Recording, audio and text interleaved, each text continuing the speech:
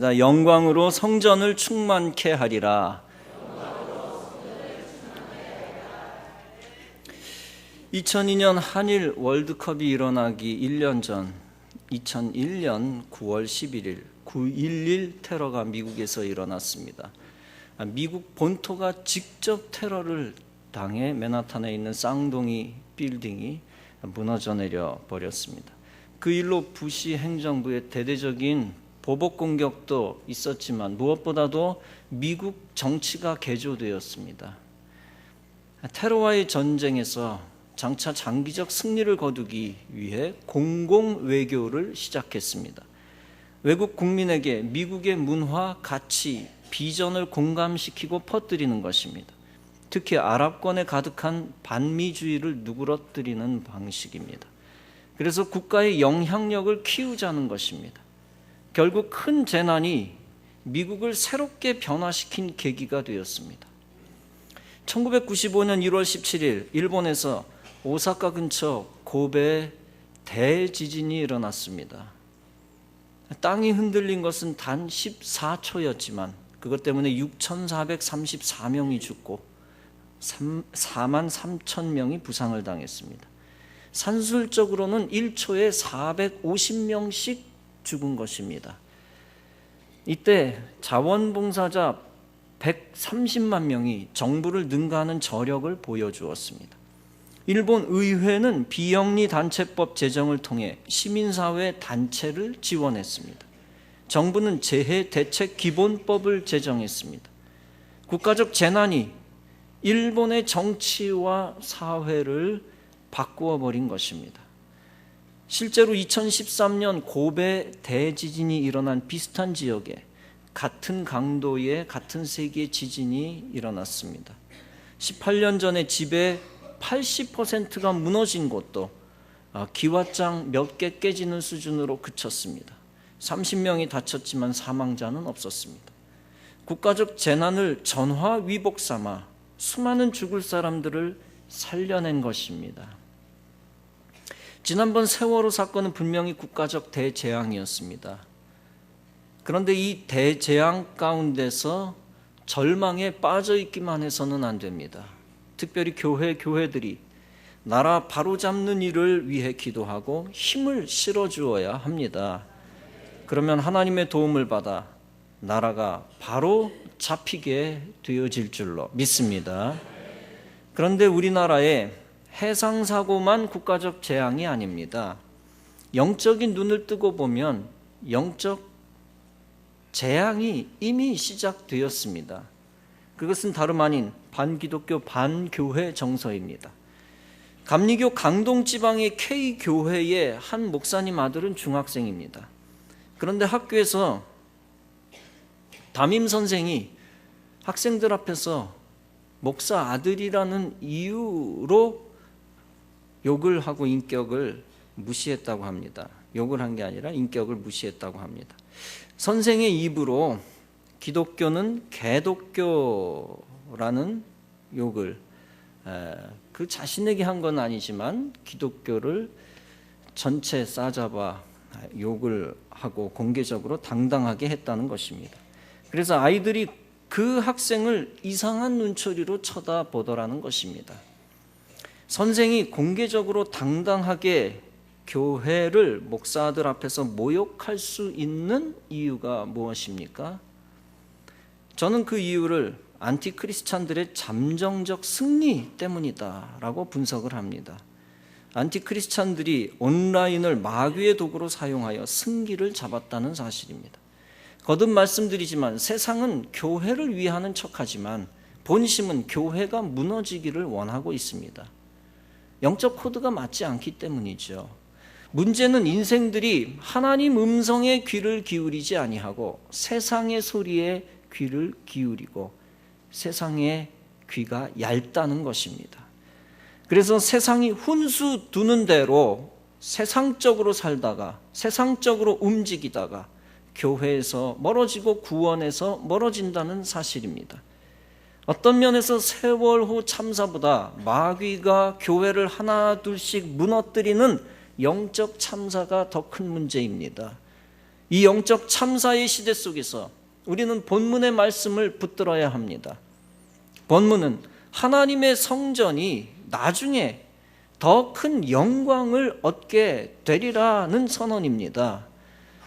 만국을 진동시킬 것이며 만국의 보배가 이를 것이다 라고 했습니다. 북이스라엘이 망한 후에 남유다도 나중에 망했습니다. 예수님이 오시기 586년 전이었습니다. 바벨론의 느부갓네살 왕이 남유다를 무너뜨리고 예루살렘을 무너뜨리고 예루살렘 성전과 건물들을 파괴했습니다. 남은 주민들이 추방되었습니다. 그러나 페르시아의 고레스 왕 덕분에 유대인들이 예루살렘으로 돌아옵니다. 여호수아라고 이름하는 당시 제사장과 여호수아 서의 여호수아와 다른 인물입니다. 당시 제사장과 스룹바벨이 첫 번째 그룹을 잃고 1차로 돌아옵니다. 그것을 역사적으로 제1차 포로 귀환이라고 표현합니다. 그리고 즉시 성전의 제단을 수축하고 성전 기초를 세웠습니다. 그러나 회방꾼들 때문에 성전 건축이 잠시 중단되었습니다. 그러나 선지자 학개와 스가랴가 성전 건축을 재개합니다. 페르시아 왕 다리오도 후원을 잘 해주어서 성전 건축이 완성됩니다. 참고로 다니엘서에 나오는 미디아의 다리오, 즉 메대의 다리오와 다른 인물입니다. 또 느헤미야에 나오는 페르시아의 다리오 2세와 다른 인물입니다. 즉 바벨론을 무너뜨린 페르시아의 첫 번째 왕, 즉 바사 다리오 1세입니다. 더 쉽게 얘기하면 학개 선지자를 도운 다리오는 다니엘서의 다리오와 다르며 느헤미야서의 다리오와 다릅니다. 역사적 배경을 깔고 성경 통독을 하면 훨씬 더 도움이 됩니다. 어찌됐건 성전의 재건을 명하시면서 하나님은 선지자를 통해 선포하십니다. 내가 만국을 진동시킬 것이며 만국의 보배가 이르리라. 내가 영광으로 이전에 충만케 하리라. 즉 하나님이 만국의 보배 예수 그리스도를 통하여 세상을 새롭게 하시겠다는 것입니다. 그리고 성전 중심으로 성전에 하나님의 영광을 가득 채우시겠다는 것입니다. 그러면서 말씀하십니다. 은도 내 것이요 금도 내 것이니라. 이 성전의 나중 영광이 이전 영광보다 크리라. 내가 이곳에 평강을 주리라. 즉 이 땅에 있는 물질도 하나님이 다스리시며 하나님이 영광을 받으시겠다는 것입니다. 그리고 솔로몬 성전의 영광보다 더 큰 영광이 있게 하시겠다는 것입니다. 다시 말하면 하나님의 종말의 때에는 교회를 통하여 더 큰 영광을 받으시겠다는 것입니다. 성도 여러분, 역사 속에서 교회가 번성할 때와 쇠퇴할 때가 번갈아 있었습니다. 그러나 결국에는 그리스도의 몸이 되는 교회를 영광스럽게 하실 것입니다. 때로는 이교도에 의해 불신자들에 의해 교회가 수치를 당할 때도 있습니다. 그러나 하나님의 영광을 갈망하는 성도들을 하나님이 도우실 것입니다. 그런 하나님의 사람들을 통해 교회가 영광을 회복하게 되어질 줄로 믿습니다. 그 교회의 영광을 통하여 하나님의 영광을 드러낼 앞서가는 교회가 필요합니다. 그 앞서가는 교회가 바로 우리 예광교회가 되어져야 할 줄로 믿습니다. 지금은 그리스도와 교회를 모욕하는 영적 참사의 시대입니다. 바로 우리 교회가 영적 참사를 전화위복의 기회로 삼아야 할 것입니다. 세상이 불신앙과 우상숭배와 범죄와 죄악으로 미쳐 돌아갈수록 더욱 하나님 신앙에 굳게 서야 하는 것입니다. 많은 교회들이 세상에 속아 세상이 시키는 대로 하고 세상이 주문하는 대로 움직이는 세상에 질질 끌려다니는 악한 시간, 악한 시대가 되었습니다. 그럴수록 더욱 우리 교회 성도들은 세상을 믿음으로 다스리고 신앙으로 평정해야 할 것입니다. 우리 예광교회는 우리 예광교회를 위한 예광교회의 현상 유지만을 위하거나 우리만 성장할 사명을 가지지 않았습니다. 불신앙의 시대에 휘청거리는 한국 교회가 무너지지 않도록 선두 역할을 하는 사명을 가졌습니다. 우리 교회가 가장 앞장서서 교회를 무너뜨리는 집단과 세상을 영적으로 이겨야 할 것입니다. 세상의 소리에 귀를 기울이는 성도들을 바로잡아 주어야 합니다. 악조건과 핍박 속에서도 부흥하는 모습을 보여주어 감리교회와 한국교회에 도전을 주어야 합니다. 그러면 도전받은 교회들이 교회가 세상에서 승리할 수 있다는 자신감을 가지게 될 것입니다. 많은 교회들이 문을 닫고 파선하는 영적 참사의 시대에 난파선이 많이 즐비한 영적으로 파선되는 영적 참사의 시대에 영적 안전을 지키는데 앞장서야 할 것입니다. 영적 안전을 지키는 길은 영적 매뉴얼을 잘 따르는 길입니다. 세상의 유행을 따르지 말고 하나님의 명령에만 순종할 것입니다. 그러면 하나님이 영적 안전과 구원을 지키시고 우리의 생명까지 지켜주실 것입니다. 교회가 무너지지 않고 안전하게 승리할 때 더 많은 사람들이 구원의 문으로 들어올 것입니다. 그리고 교회가 세상이라는 죄악의 바다, 세상이라는 바닷물에 빠지지 않고 침몰하지 않고 부흥할 때 더 많은 사람들이 천국의 문으로 들어가게 될 것입니다. 그러므로 우리 교회의 성도들은 교회를 승리로 이끌어야 하는 사명을 가졌습니다. 교회가 승리할 때 교회의 영광이 회복됩니다. 교회의 영광이 회복될 때 교회의 머리가 되시는 그리스도가 영화롭게 되는 것입니다. 그러므로 성도들이 교회의 영광을 회복시키는 것은 하나님의 뜻입니다. 교회의 영광이 회복될 때 교회를 떠났던 사람들이 다시 돌아오게 됩니다. 교회의 영광이 회복될 때 전도와 선교가 더욱 활발해지게 됩니다. 그때 예수 그리스도의 빛이 더 많이 세상에 비춰지게 되는 것입니다. 그러면 영적으로 구원받는 사람들이 늘어나고 죄악에서 떠난 사람도 늘어나게 되는 것입니다. 갈수록 구원받는 사람들이 풍성해져서 더 풍성한 사람들이 예배를 드릴 때 하나님은 큰 영광을 받으시는 것입니다. 이 땅에서 예배들이 회복되고 예배 공동체가 늘어날 때 성전의 나중 영광이 커지고 하나님의 영광이 만국을 진동시킬 것입니다. 여러분, 하나님은 그동안 우리 교회를 특별히 사랑해 주셨습니다. 그동안 황폐했던 난곡 지역에서 가장 큰 성장을 이룰 수 있도록 도와주셨습니다. 30-40년 동안 난곡 지역에, 쉽게 얘기하면 난향동, 미성동, 또 난곡동, 이 난곡 지역, 난곡 골짜기에 수백 개의 교회들이 수십 년 안에, 30-40년 안에 생겨났다가 사라졌습니다.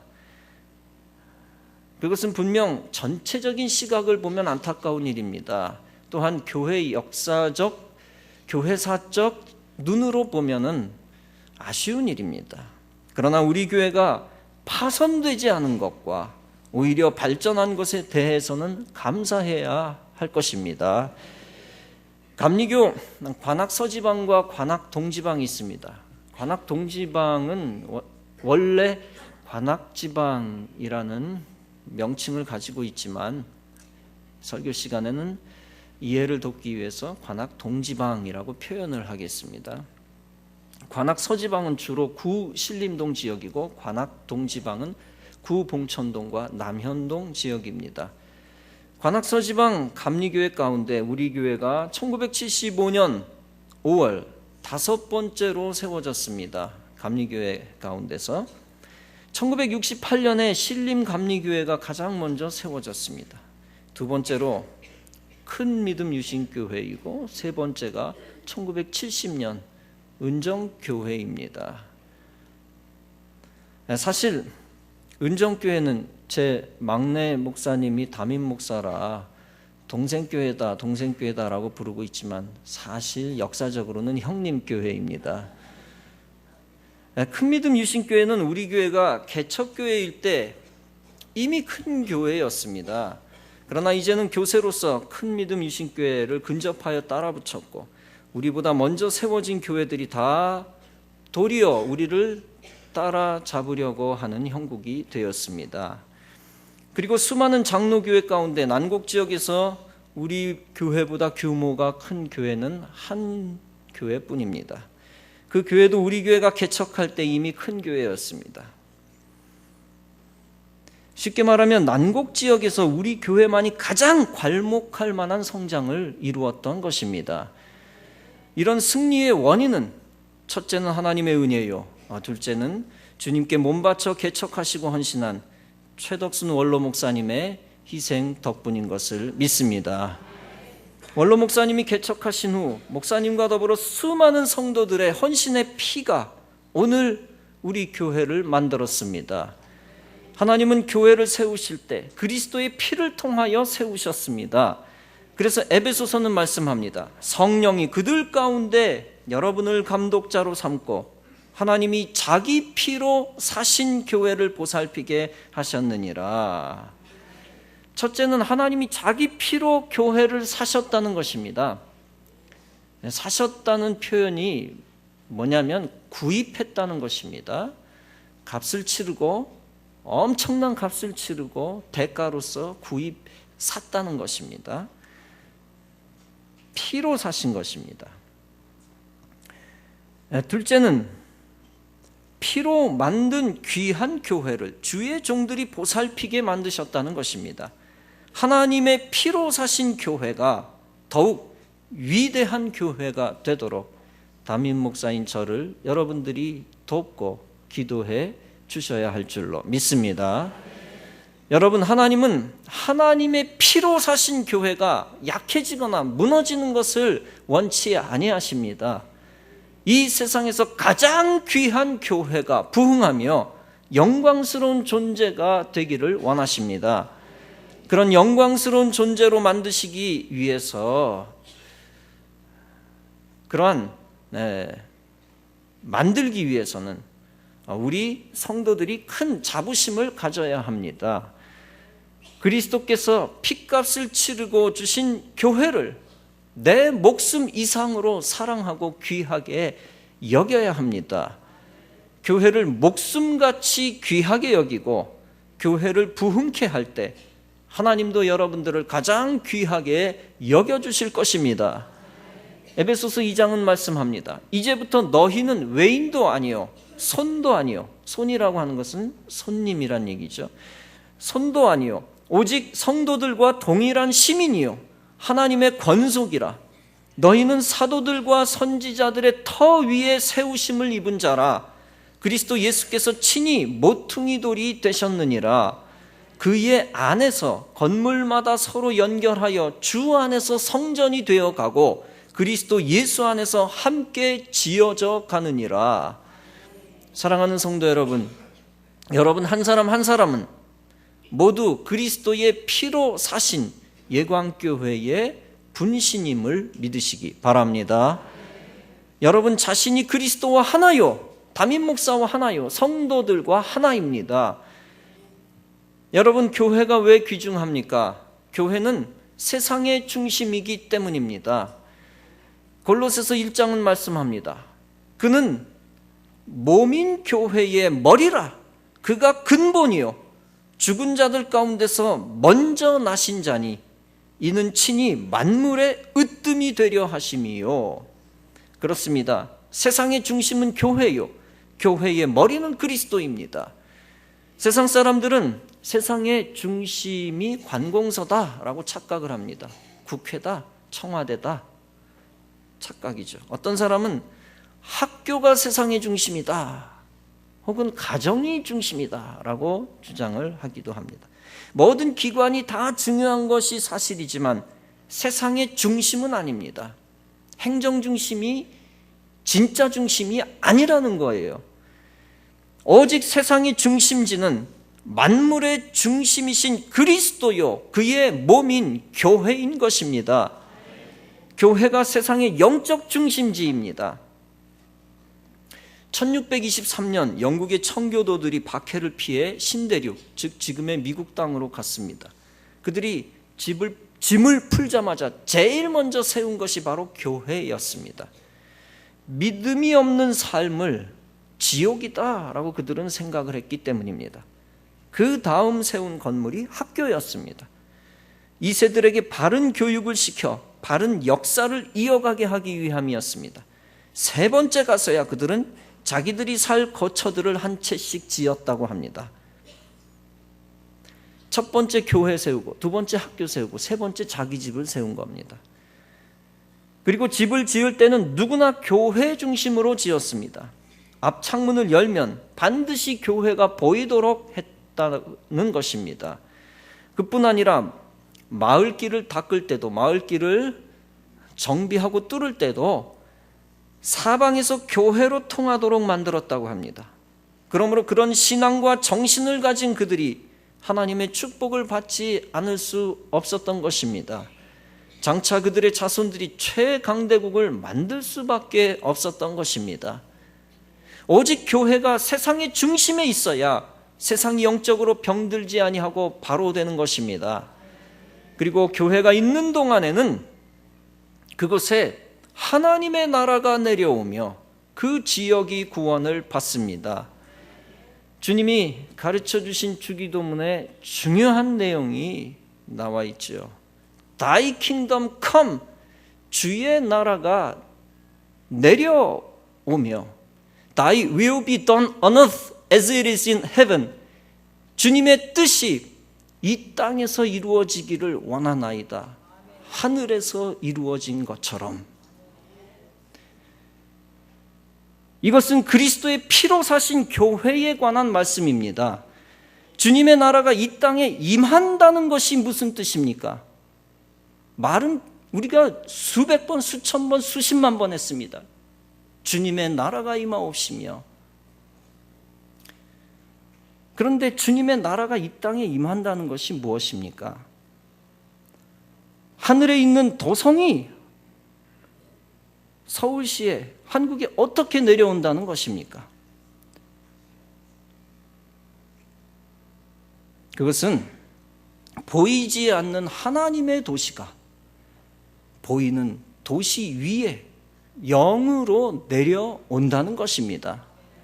쉽게 말하면 하나님의 나라가 내려오게 하셔서 천국의 샘플을 미리 만드시겠다는 것입니다.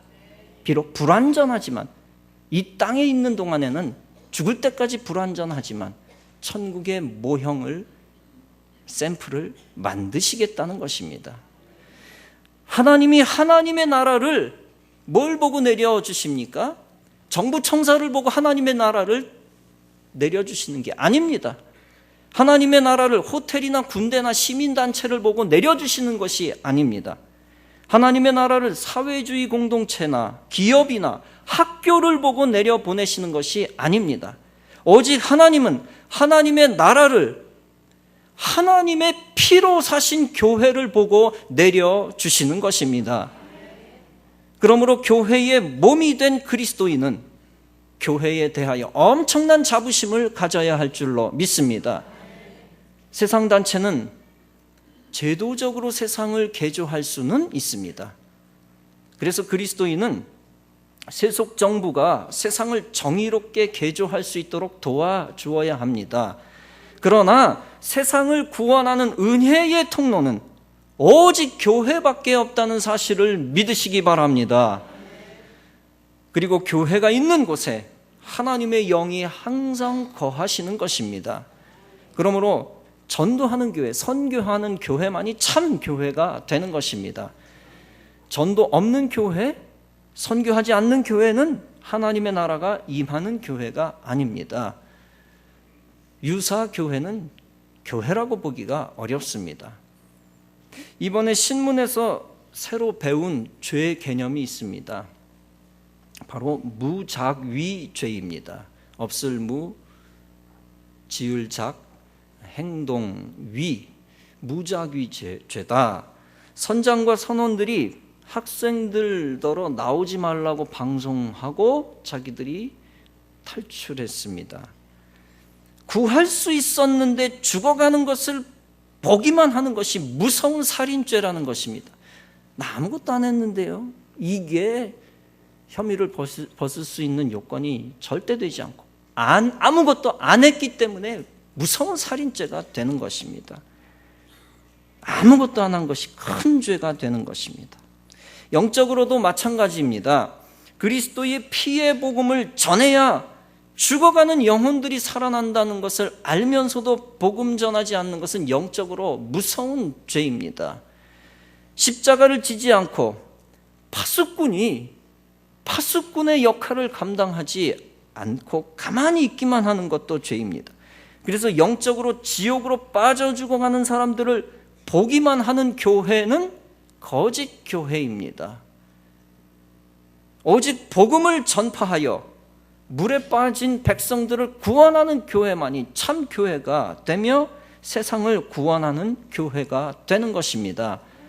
바로 우리 예광교회가 하나님 나라를 가장 먼저 앞당기는 전도하는 교회가 되어져야 할 줄로 믿습니다. 우리 예광교회가 하나님의 영광을 충만케 하고 세상을 구원하는 선교하는 교회가 되어야 할 줄로 믿습니다. 여러분, 소명의식을 갖고 자부심을 갖는 것이 얼마나 중요한지 모릅니다. 이 악한 시대에 필요한 교인의 자세입니다. 하다못해 타이어를 파는 사람이, 자동차 타이어를 파는 사람이 소명의식이 없으면 그냥 타이어를 판다, 단순한 일을 한다 하는 자괴감에 빠집니다. 그러나 자동차에서 생명을 지키는 것은 타이어다. 그래서 우리 직원은 생명을 지키는 일을 하고 있다. 이런 소명의식과 자부심은 완전히 삶의 의미를 바꾸고 행복을 100배로 확장시키는 것입니다. 하물며 잠깐의 육신의 생명이 아니라 영원한 생명을 구원하는 그리스도의 몸, 교회를 이 세상 가운데서 가장 귀하게 여겨야 하지 않겠습니까? 구원파 기업인이 그들에게 소명의식이 없으니까 사람을 많이 죽게 하지 않았습니까? 선장이라는 사람이 아르바이트생보다도 100배 소명의식이 없으니 사람 다 죽여놓지 않았습니까? 반대로 소명의식이 살아있으면, 자부심이 있으면 수많은 영혼을 살립니다. 세상이 하나님의 가치, 신앙 공동체의 가치, 영적 가치를 무시할 때 그럴수록 더욱 여러분들은 영적 소명에 사로잡힌 성도가 되어져야 할 것입니다. 그리스도의 피로 산 우리 교회를 영광스럽게 만들겠다는 소명의식도 가져야 할 것입니다. 그런 여러분을 통해서 하나님이 수많은 영혼들을 구원하실 것이요, 여러분을 하나님이 영화롭게 만드실 것입니다. 사랑하는 성도 여러분, 주님이 과거에도 지금도 우리 교회를 영광스럽게 만드시고 우리에게 복을 주셨습니다. 그러나 주님께서 나중에 우리 교회를 더 영광스럽게 만들어 주실 줄로 믿습니다. 이 성전의 나중 영광이 이전 영광보다 크리라는 말씀을 이 시대에 굳게 붙들면 반드시 그렇게 만들어 주실 줄로 믿습니다. 그 일을 위하여 주님께서 수순을 밟고 계십니다. 단계적으로 작은 선물에서부터 큰 선물을 주고 계십니다. 더 좋은 선물을 주시는 주님께 감사하시면서, 기대하면서, 또 장차 받으면서 하나님께 크게 영광 돌리시기를 바랍니다. 오직 주의 영광을 위하여 우리 교회를 사랑하며 기도하며 헌신하며 충성하는 여러분들에게 하나님의 큰 영광이 임하고 그 영광에 동참하는 성도 여러분 다 되어지시기를 주님의 이름으로 축원합니다.